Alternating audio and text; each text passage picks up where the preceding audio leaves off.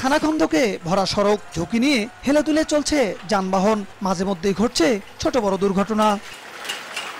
গাইবান্ধা পৌরসভার DB road থেকে খন্দকার মোড় পর্যন্ত 1.5 কিলোমিটার সড়কের পাশে সরকারি বালক বালিকা ও ইসলামিয়া উচ্চ বিদ্যালয়, মা ও শিশু হাসপাতাল সহ গুরুত্বপূর্ণ প্রতিষ্ঠান ও সরকারি দপ্তর। অথচ 2 বছরের বেশি সময় ধরে সংস্কারের নামে কার্পেটিং তুলে খোয়া ও বালু বিছিয়ে রাখা হয়েছে। এতে সড়ক জুড়ে সৃষ্টি হয়েছে অসংখ্য খানাখন্দ।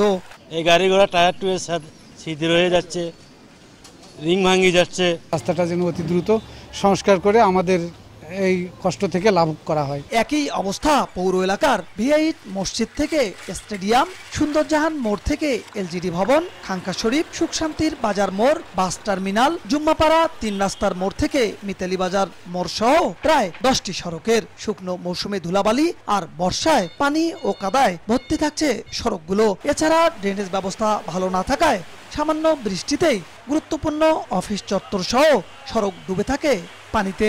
বৃষ্টির সময় হচ্ছে গর্তগুলো পানি দিয়ে ঢেকে যায়, আমরা বুঝতে পারি না আর কি।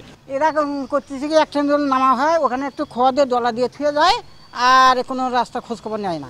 এই বেহাল অবস্থার কারণে এইবার যাতায়াত সমস্যা হয়। এইবার যে কোনো রিক্সা আসে না, কোনো গাড়ি আসে না। পৌর কর্তৃপক্ষ বলছে বাজেট সংকটে কিছু কাজ ধীর গতিতে চলছে। বরাদ্দ পেলেই ক্ষতিগ্রস্ত রাস্তাগুলো সংস্কার ও পাকাকরণের কাজ শুরু হবে। বর্তমান সরকার আর কর্তৃক একনিকে অনুমোদিত হয়েছে। সেই প্রকল্পের কাজটি শুরু হলে গাইবান্ধা শহরের ম্যাক্সিমাম রাস্তায় এবং ড্রেনের কাজ সম্পন্ন করা সম্ভব হবে।